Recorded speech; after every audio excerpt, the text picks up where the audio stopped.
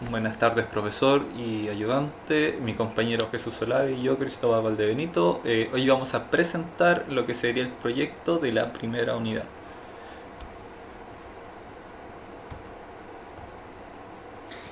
Bueno, como introducción vamos a explicar un poco el problema. El problema que se nos encomendó resolver o realizar es el llamado consumidor y productor, que es básicamente un problema de hebras extrapolado hacia los procesos y básicamente la modificación del código posteriormente dado por el profesor y migrado hacia de hebras hacia procesos y además con la utilización de una lista FIFO.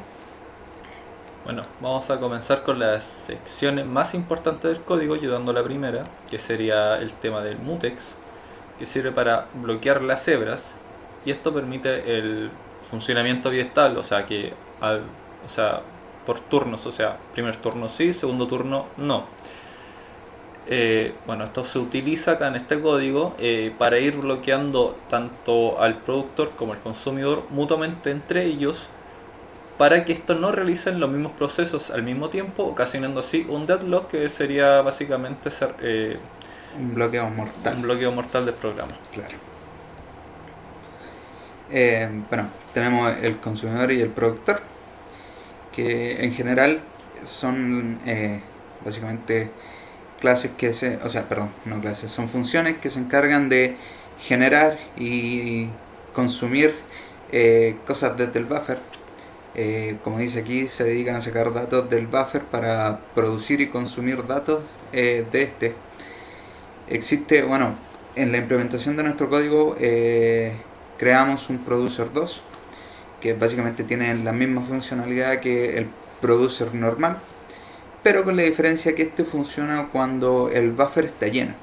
Esto para lograr resolver uno de los ítems del problema, que era hacer que los productores no dejaran de producir cuando el buffer estuviera lleno, sino que simplemente se retiraran y volvieran más tarde para agregar ese dato que quedó guardado en otra parte al buffer nuevamente cuando el buffer estuviera más vacío.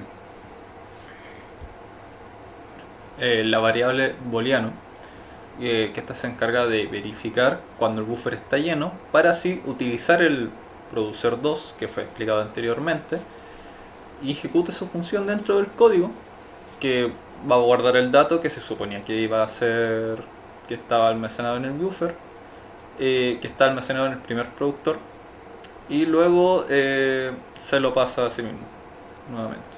Claro. Bueno, a Toy hay que decir entre paréntesis la entrada de datos por consola. Nos referimos a cuando, por ejemplo, abrimos la CMD tanto de Linux como de Windows para poder ejecutar nuestro código. Cuando ya construimos ya lo construimos, cuando construimos el código ya tenemos el ejecutable. Cuando hacemos la ejecución del ejecutable, requeríamos pasar por medio de datos al lado del, del nombre de nuestro ejecutable por medio del RGB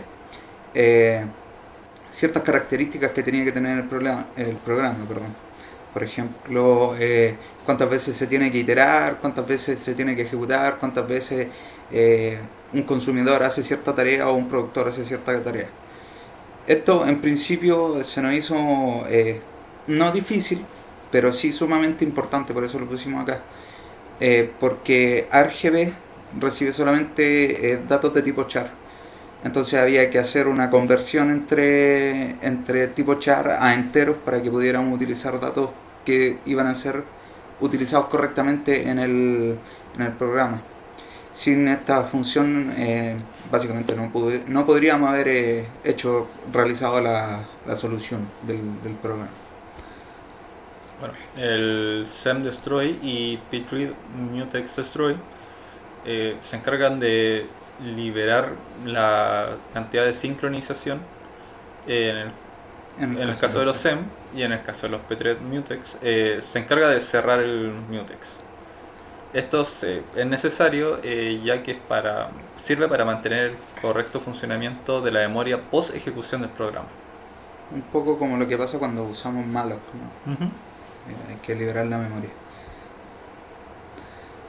Bueno, las problemáticas que más hasta el momento casi del final de, de este proyecto han sido la implementación de procesos y realizar la estructura FIFA.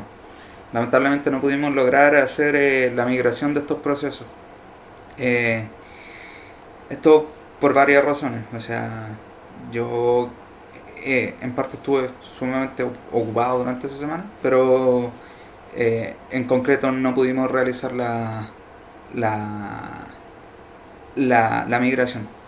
Si bien estuvimos intentándolo durante bastante tiempo, de hecho llegamos a construir una estructura de FIFO, esta no la pudimos adaptar a lo que estábamos haciendo. Y bueno, por falta yo creo que de dominio de la materia de procesos, no pudimos realizar el proyecto en procesos. Bueno, como conclusión, vamos a tocar el punto de por qué usar procesos en este caso. Es mucho mejor que usar hebras. Lo primero sería la simplicidad. Eh, bueno, retomando, eh, como existen demasiadas operaciones dentro de las hebras, lo que haría el proceso sería envasar a todas estas operaciones y poder ejecutarla y acortar el tiempo de razonamiento del programa. La velocidad, ya que si se bloquea una hebra, en este caso, como serían los procesos, pasaría al otro proceso en vez de bloquearse mismo, como tener otra CPU sería en este caso. Y con estas dos cosas también tenemos la seguridad, que sería básicamente limitar los efectos de error, como utilizando las dos cosas mencionadas anteriormente. Esto nos dimos cuenta de esto básicamente a través de las investigaciones que hicimos, por medio de, por ejemplo, ver videos de explicaciones de Hebra o explicaciones de proceso o cómo migrar de Hebra a proceso o la migración también del buffer hacia la lista FIFO. Nos dimos cuenta que en realidad siempre se nombraban estas características, que era mucho más seguro usar procesos que hebras, mucho más rápido y sobre todo tenía una simplicidad mucho más alta, que es algo que viene con un paradigma que es casi básico de la programación, que es el clásico y mítico divide y vencerás, que es básicamente dividir un problema muy grande en pequeñas cosas y poder atacarlo de esta manera. Entonces, por eso creemos que en problemas que son grandes, de gran dificultad, que requieren que no hayan fallos sistémicos muy grandes y que sobre todo requieran que tengan una seguridad y una velocidad importante, creemos que lo mejor es usar procesos en vez de hebra. Esa sería nuestra presentación. Muchas gracias por revisar.